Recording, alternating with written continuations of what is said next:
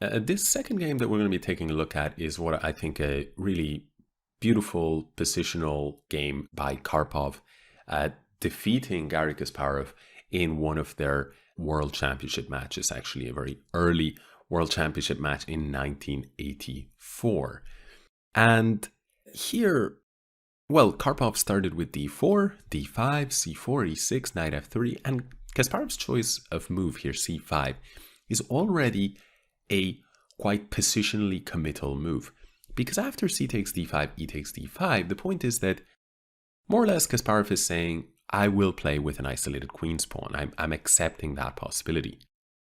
The reason why this is so is because sooner or later, the d and the c pawns are likely to come off the board. And when this happens, we can see that black will be left with a singular pawn on d5, an isolated queen's pawn. White played g3, and of course you could argue, well, that's not the case. Black could play, for instance, the move pawn to b6.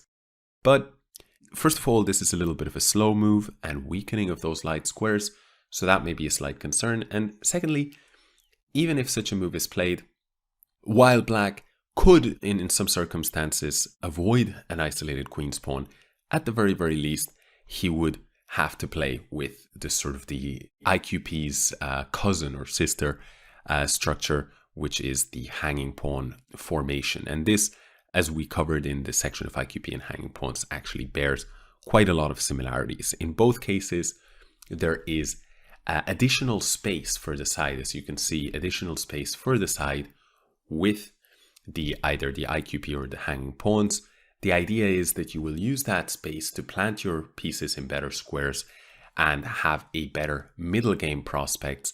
However, if the opponent that is playing against the IQP or against the hanging pawns, if that player is able to create exchanges and gravitate towards more simplified positions and perhaps even an endgame, then your bad structure will come back to bite you.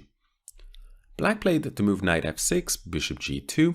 Of course, this makes sense to position the bishop here on g2 against that IQP weakness or potential IQP. Bishop e7, castle, castle, knight to c3. Karpov, by the way, the master of just very, very natural development. He was a fantastic player in these types of positions, so perhaps not the smartest of choices by Kasparov, but you know, who am I to criticize Kasparov's choice of openings? So we'll keep on going. White now plays the move bishop to g5, and this move is a very interesting move because of a couple of things. First of all, white may at some point or another wish to move his e-pawn, in which case it would have to go to e3 because black has e4 under good control. And if he does so, the bishop here on c1 will be impacted by that structural change. So once again, we see that relationship between how you place your pawns, especially your central pawns, and the general impact that it has on your minor pieces, especially on your bishops. So instead, white first plays bishop g5, and if at some point down the line he does end up playing e3, at least the bishop is not trapped within a chain of dark squared pawns. Additionally, and perhaps the main point, is that by planting the bishop on g5, white is threatening the possibility of an exchange of pieces. And as we've mentioned, the exchange of pieces will favor the side that doesn't have an IQP or that doesn't have hanging pawns. And the final point worth mentioning is that d5 is that weakness. It's a pawn that cannot be defended by any other pawn because there's an absence of c and e pawns. Well, of course, black has a c pawn, but it's too far advanced. It cannot push back, and so it can never defend d5. And so d5 is a big problem from the structural perspective. And now bishop g5, the idea is if you capture, then one of the piece defenders is going to be eliminated, and at some point or another you might be able to scoop up that pawn on d5. Black actually here decides that there's a lot of tension because white could, for instance, capture on c5 at any given moment, and if bishop takes c5 there would be a pin. So black captures himself on d4. White takes, and now black asks the question of this bishop. White decides that he's not going to capture the knight, which makes sense because after bishop takes f6, the pawn cannot be captured, since doing so with either the bishop or perhaps with the knight would fail to the fact that this knight here on d4 is en prise. And if instead white were to, let's say, capture on c6 to then capture on d5, well, the problem is after b takes c6, the pawn on d5 is defended. So because of this, white is not interested in parting with his bishops, and so Karpov just dropped the bishop back to e3. Black went rook e8. One thing that we haven't mentioned yet is that the exchange of pawns so far in this position has led to the creation of one open file and two semi-open files. Can you see which ones those are? So indeed, the semi-open file that favors black is the e file, because white has a pawn and black does not. The semi-open file favoring white is the d file, and that's very significant because of the fact that black has his weakness, his structural weakness is there on the semi-open file. So that's going to make it easier for white to gang up on the weakness with pieces and exert piece pressure. The open file in the position is, of course, the c file. So black plays rook e8, which makes a lot of sense, just activating his rook along the semi-open file. And white goes queen b3, again a move that makes a lot of sense, just putting pressure on that IQP. Black plays knight a5, harassing the queen, and white drops the queen back. You might ask yourself, well, if the queen is going to end up on c2, why not just have gone there immediately? The point is that by provoking the move knight a5 just to harass the queen, to relieve the pressure on d5, by provoking this move knight a5, while white actually gets a better version, he would prefer to play basically this position, where the black knight on a5 is arguably misplaced, than to play the position with the queen on c2, where the knight on c6 is actually well placed and central. So that's the logic behind queen b3 first, only to then drop back. Black now completes his development. If you notice, there is one minor piece that hasn't been developed, bishop g4. And white now goes knight to f5. This is a nice move, threatening the possibility at some point of capturing the bishop pair, additionally making space on the d4 square for the bishop, for the white bishop, which is a very, very nice square in this particular position. And we will also see another hidden point behind this knight going to f5 very soon. So let's keep that in mind. Black goes rook c8 now. As we can see, Kasparov first plants the first rook on e8 on his semi-open file, and now the second one goes on the open file. So very classical play from both players. Now, bishop to d4 from white. In the meantime, white employs the general strategy of keeping that black weakness on d5 blockaded, and he will, of course, eventually target it. Karpov was a very, very patient player and understands that this weakness is not going to sort of just vanish of its own accord. Black now played the move bishop to c5, challenging this very, very important piece. However, it does play into white's hands because after bishop takes c5, rook takes c5, an exchange of pieces has occurred, and we know that Karpov is so far leading this positional battle because of the fact that when you have an IQP, you want to use it for attacking possibilities, dynamic possibilities in the middle game, and Karpov is simply not allowing that, and he is now going to gang up on this. Now remember when we said that knight f5 had another potential idea in mind, which at this point here was quite concealed. But now we actually see after rook takes c5 one idea, which is the knight reroutes from d4 to f5 to e3. And the point is that on e3 it's a fantastically placed piece. Not only does it harass this bishop, but what it mainly does is it pressures this IQP. Now look at all these white minor pieces. All the remaining white minor pieces are actually crashing down on d5, the main weakness for black. And additionally, the knight on e3 blocks the rook's access to the e2 point, and so mitigates against black's control of this particular semi-open file. It's worth pointing out that, of course, black has this move d4, which at first sight seems like it just wins a piece, but white has the move rook a d1. So that's a tactical point, and black, as it turns out, is unable to unpin himself while maintaining control of the pawn. For example, if he were to go queen b6, the rook actually stands in the way, so white could actually snap up the pawn and there's no contact between the queen on b6 and the rook on d4. Therefore, after knight e3, black went bishop to e6, and white went rook a d1 anyway. Notice just beautiful, beautiful coordination of the pieces against that point on d5. Black went queen c8, and now white goes queen a4. Of course, black has set up a battery along this semi-open file, so white is happy to just step away, queen a4. Also, it's very important to keep that weakness fixed on d5, and so it's useful for white to enhance his control over the d4 square. Rook went to d8, and now rook to d3. This move hopefully makes sense to you guys. What could be the idea behind this? Well, we'll see it next move. You can take guesses. a6, and of course, here's the point, rook fd1.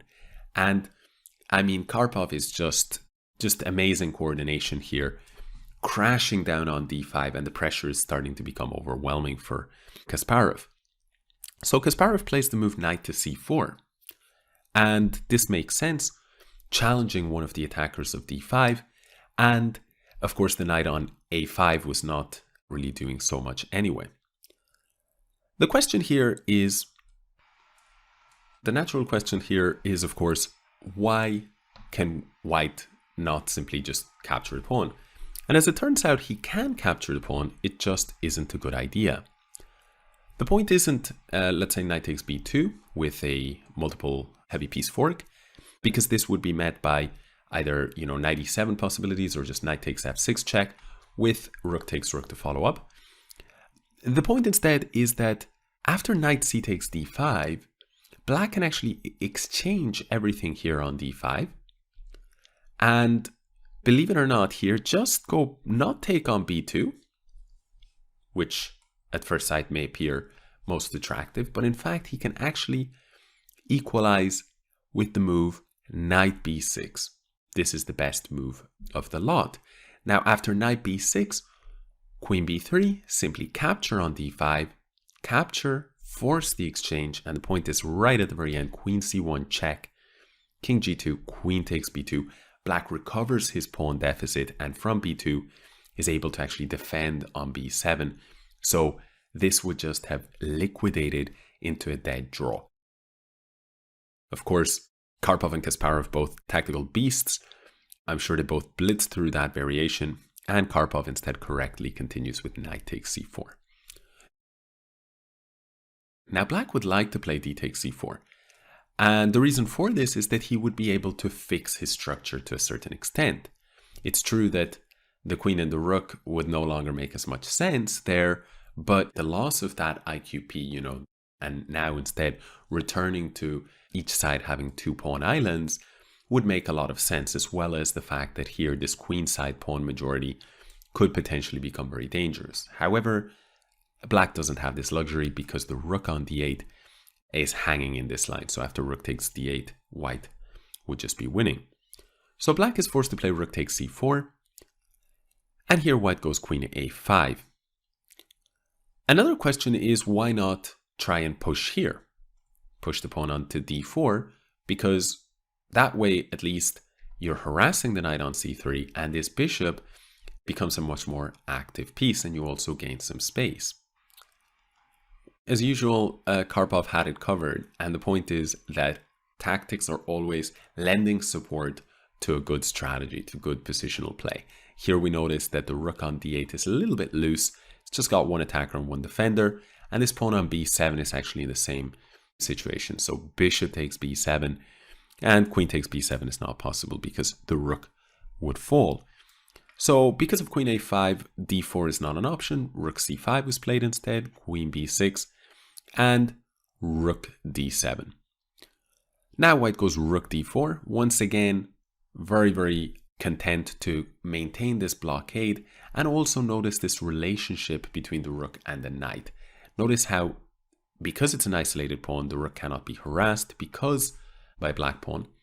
Because the dark squared bishops have been exchanged, it cannot be harassed by a bishop.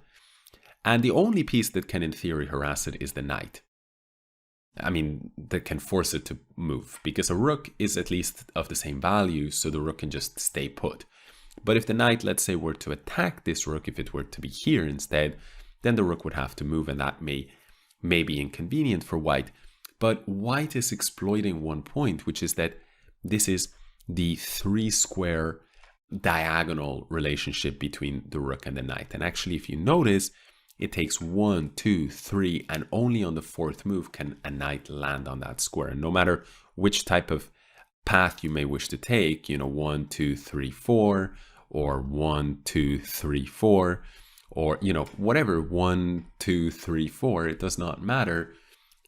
It's always going to take 4 moves.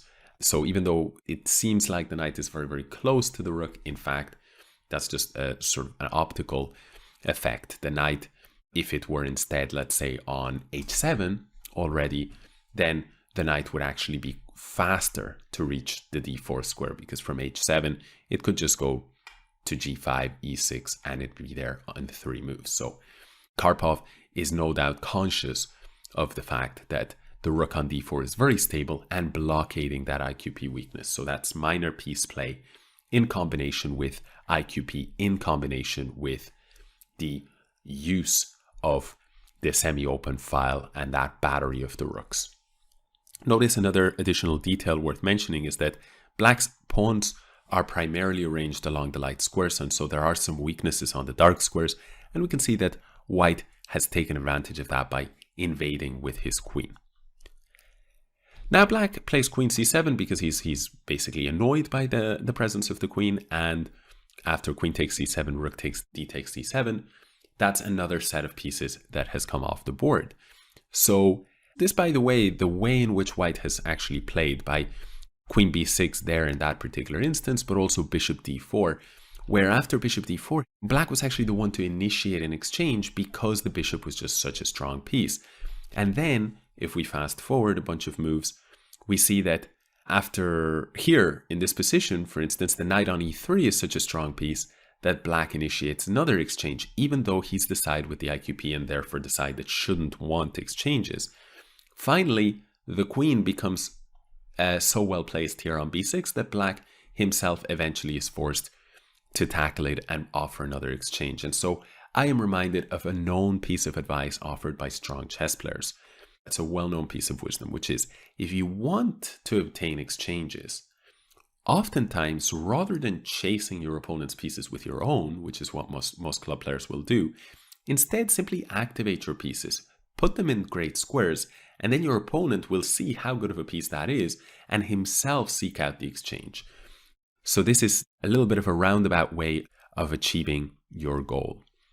Queen takes e7, rook d takes c7, and here white plays h3, gaining a little bit of space and creating some possible breathing room for his king if it's necessary, just to avoid any back rank problems.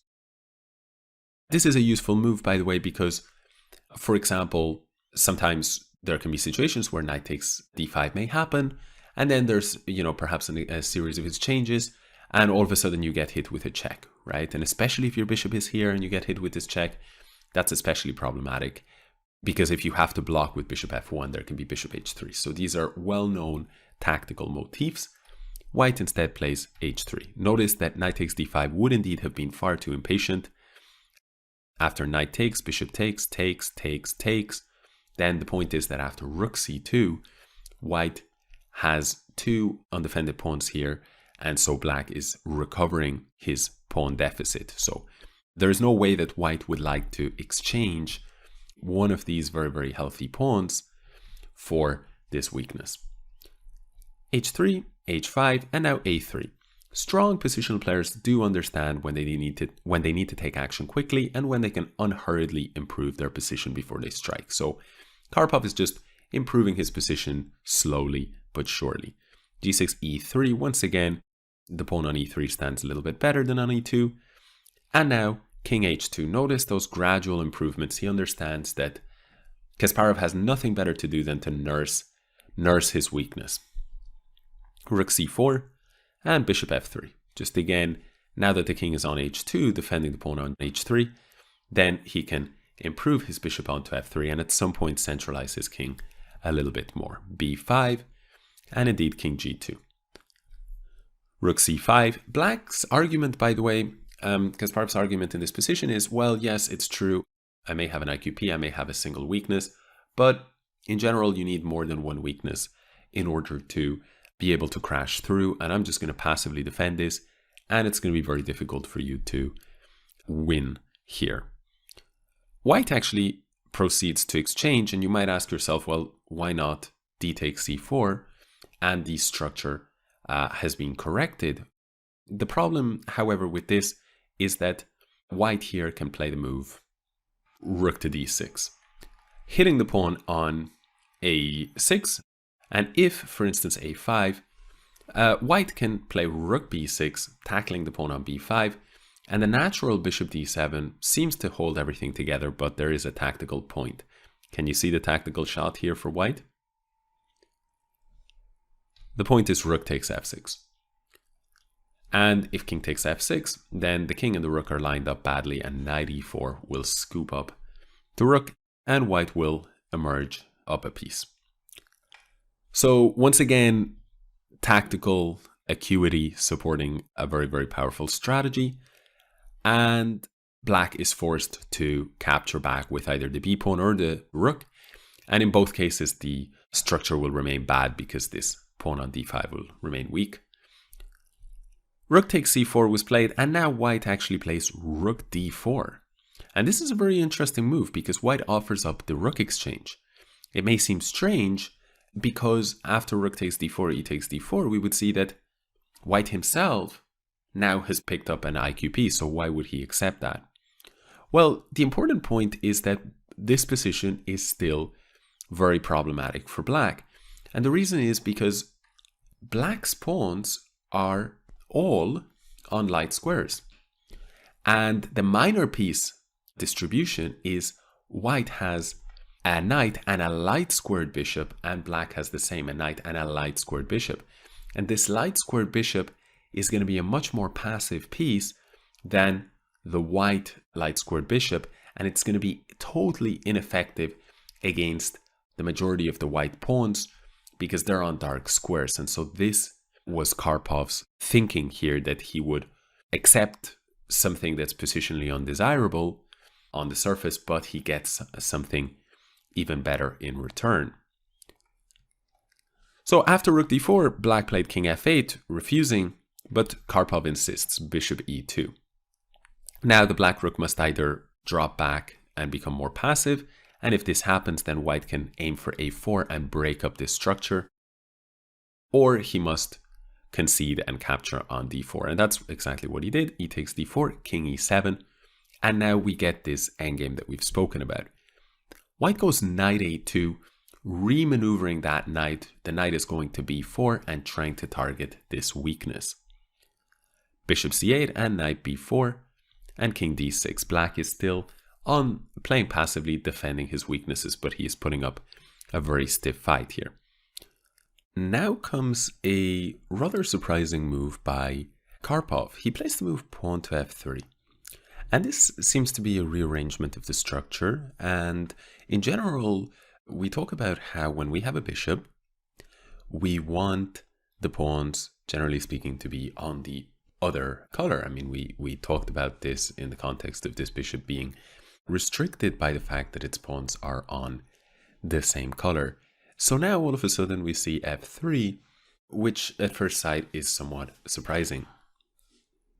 But in fact, the logic behind this move is not so difficult to figure out. First of all, there is a possibility to gain space with a move like g4, depending on what black does over the coming move or two. But the main point is in fact to restrict this black piece here. This knight can no longer jump into either e4 or g4. Now you might be asking, well, it couldn't go to g4 earlier on anyway, and that's the case. But the point is that on his next move, Karpov played pawn to h4. And this is an arrangement that makes a lot of sense because in this early position here, with the bishop on c8, there is pressure on the pawn on h3. And white does not want to be tied down to this point. So at some point or another, he probably wants to push h4 or push g4. And in either case, if you want to push g4, you need the support of the f-pawn. And if you want to push h4, which of course makes sense, then you want to be a little bit careful about surrendering control of the g4 square, in addition to the current lack of control over the e4 square.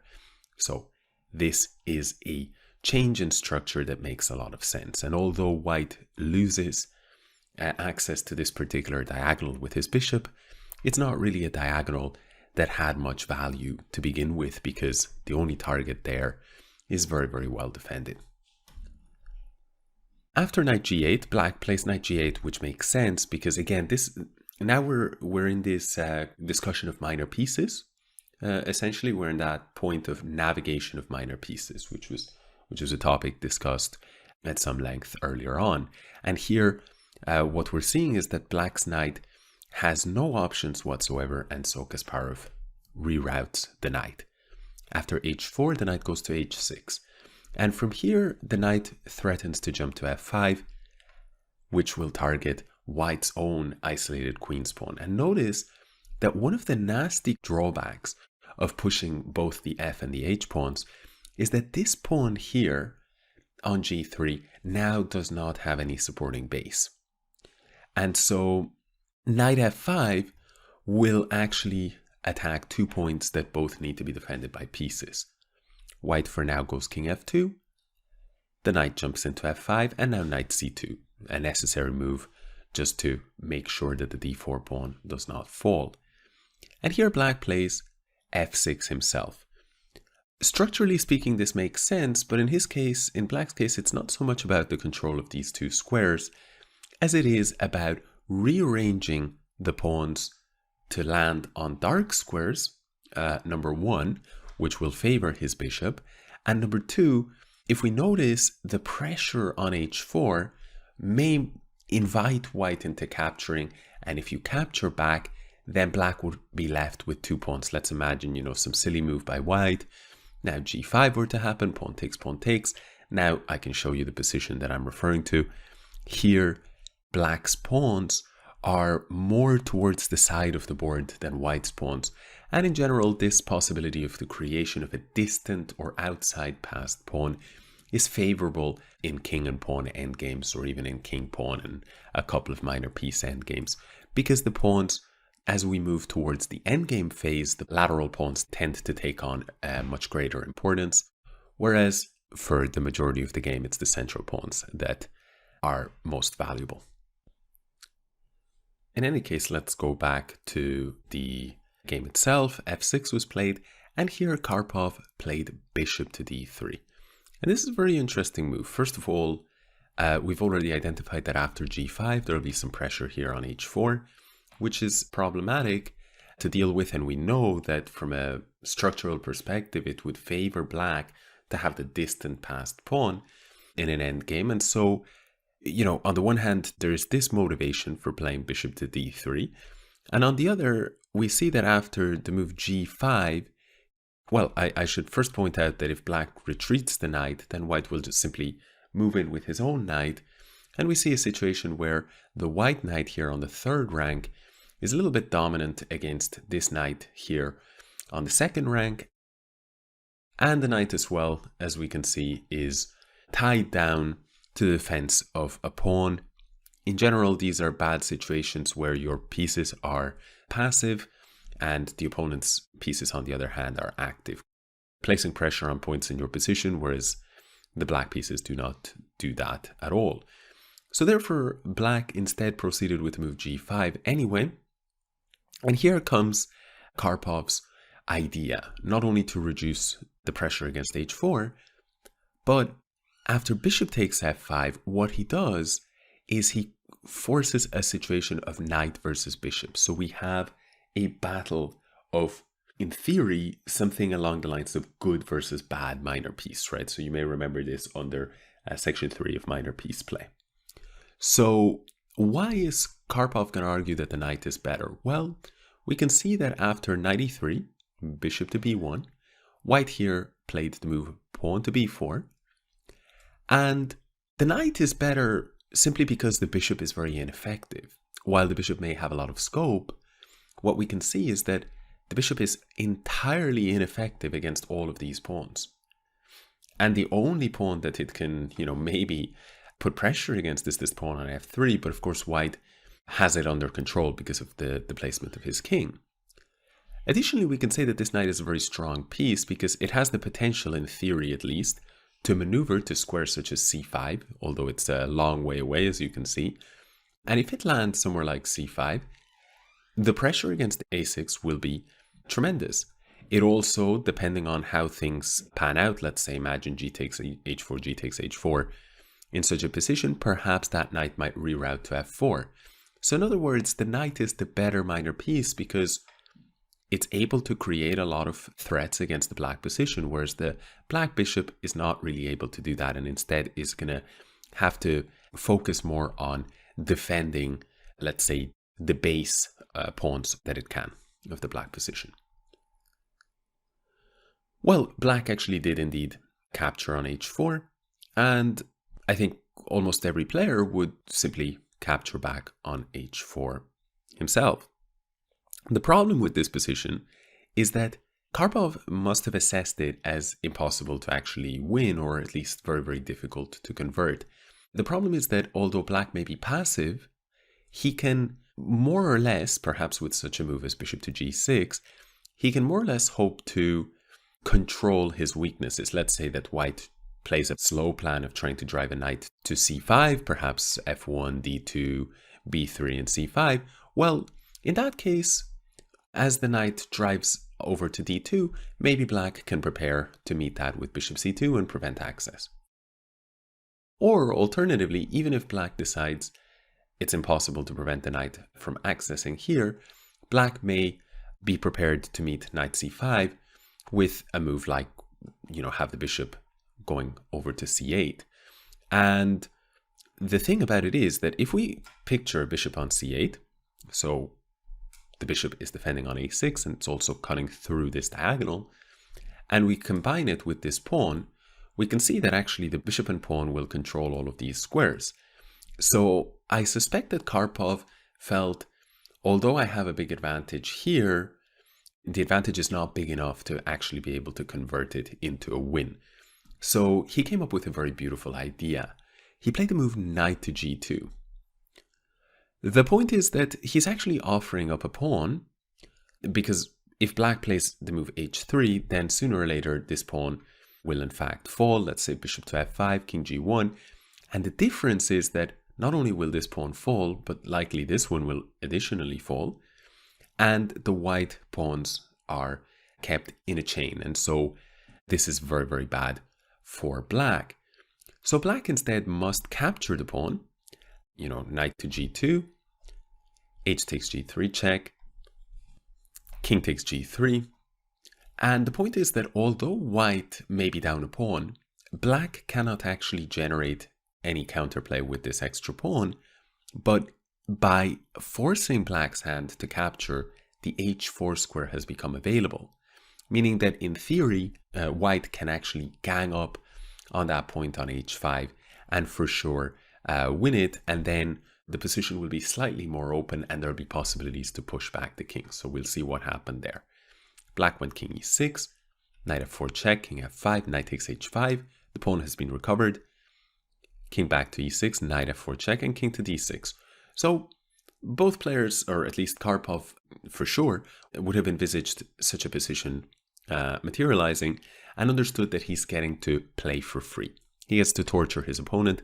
There is basically zero risk of losing. As you can see, the black king is unable to make any progress, and the only question is, can the white king and knight rearrange themselves in such a way? Remember, in endgames, we must think very schematically.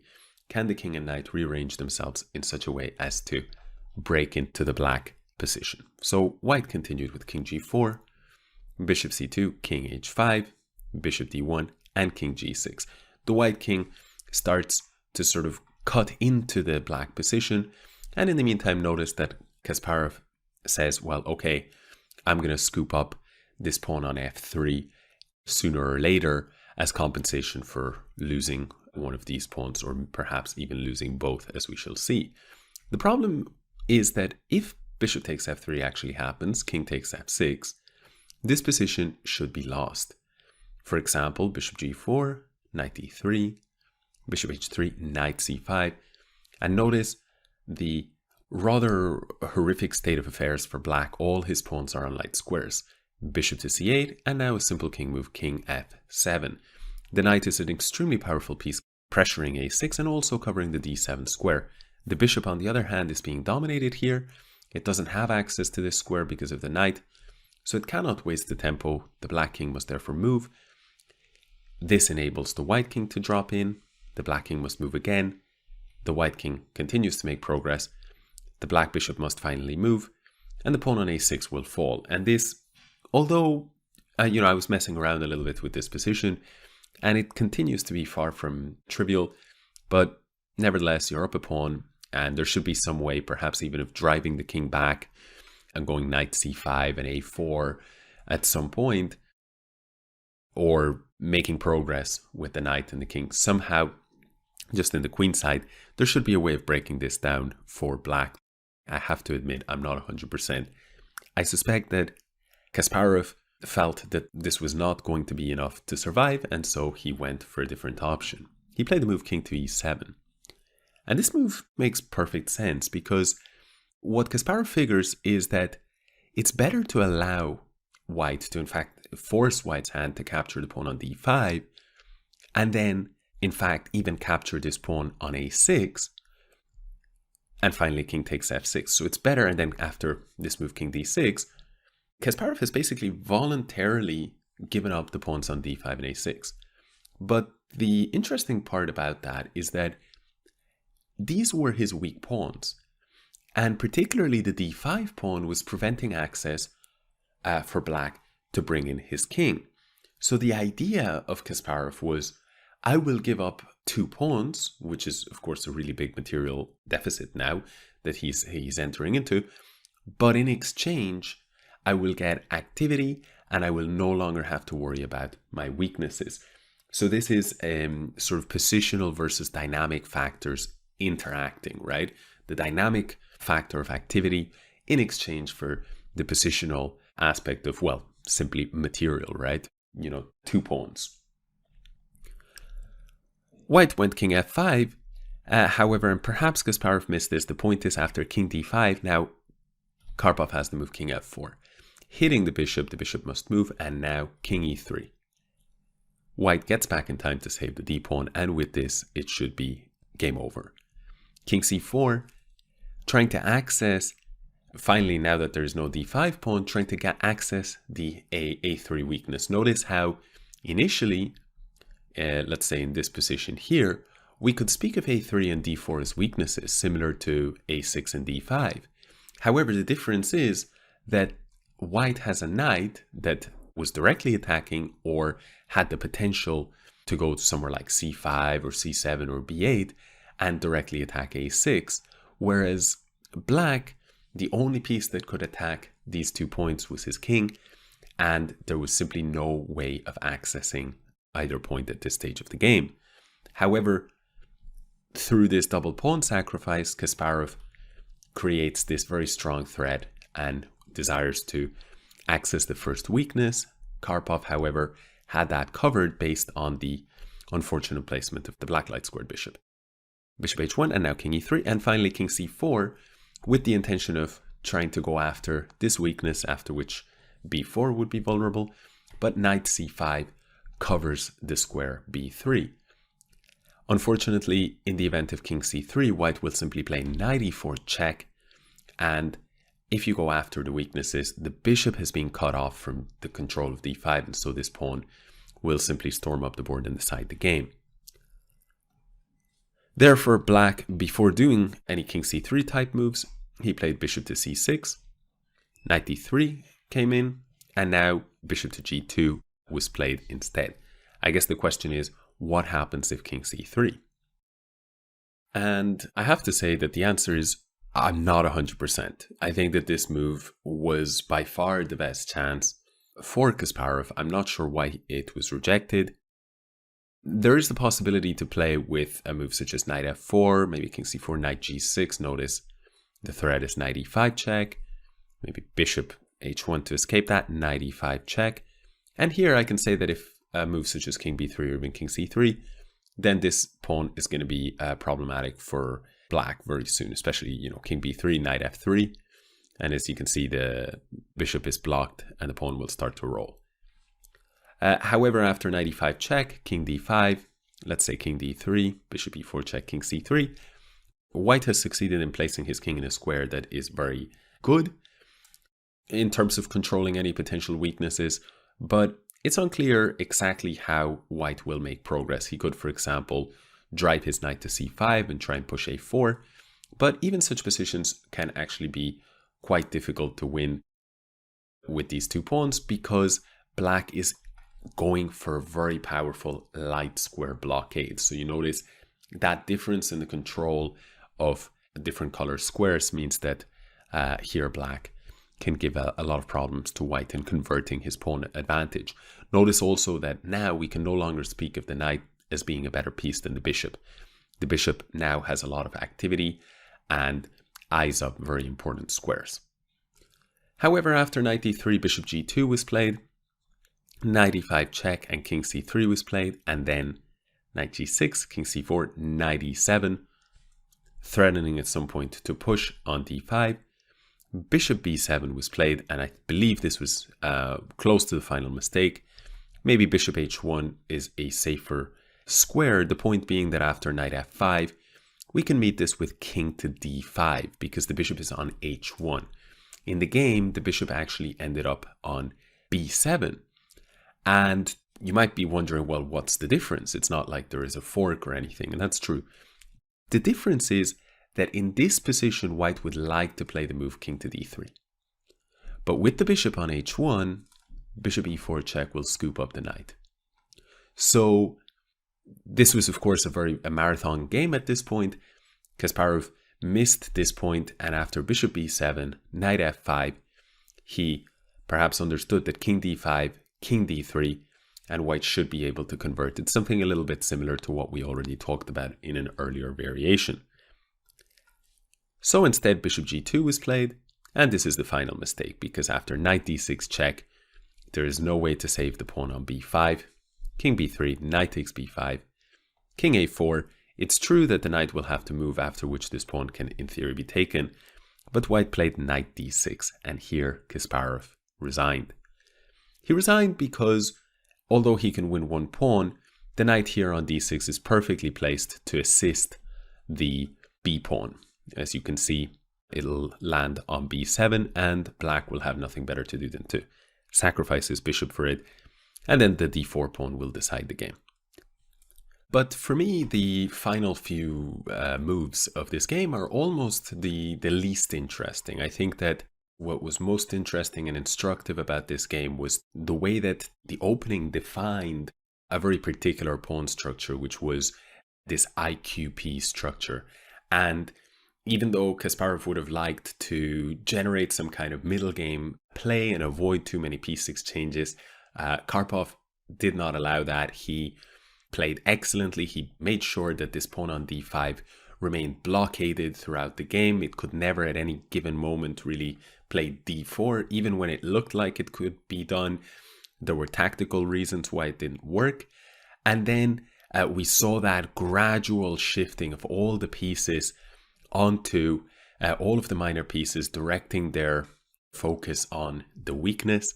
And amazingly, of course, Kasparov, such a powerful player himself, posted excellent defense. But even though in the end, white actually did not succeed in directly picking up the pawn on d5, and in fact, at this point, even if he goes after the pawn, the problem is that with a move such as rook to c2 coming up very soon, Kasparov is finding many ways in which to sort of indirectly defend the pawn. And he's simplified enough that it seems like, well, he has one weakness, but it's not going to be quite enough. Nevertheless, Karpov continues to torture his opponent. And I think that this move is really instructive move, inviting indeed forcing with this move bishop e2, pretty much forcing the exchange and inviting that similar structure where both sides now have an isolated queen's pawn, but noting that there's a very big difference, and that is that all of these pawns in the queen side and center for black are on light squares, And for white, they're on dark squares. And that makes all the difference in the world, because it makes white's bishop be a superior bishop to black's bishop. So a battle of good versus not so good minor piece. And then we see later on a renewal of that battle in a different form here, with the move bishop to d3. And after g5, bishop takes f5. And here Karpov demonstrates why the knight is actually superior to the bishop in this particular instance. And so that was twice the good versus bad minor piece battle in place. So I think that from a structural perspective, the discussion of the particular structure, the IQP, and everything that sort of flows from that was very, very interesting and instructive. And then the minor piece play was the battles of the minor pieces, where I think the other major topics. So, this game for me has a special focus on structures, which was section 1 of positional chess, and minor piece play, which was section 3. So with that said, let's bring this game 2 to a close. I will see you guys in game 3, which is another game, features another victory by Karpov, this time against the longtime female number 1, the greatest female chess player of all time, by rating at the very, very least, Judith Polgar. So let's move towards that game that shares some similarities with this one. So I shall see you there.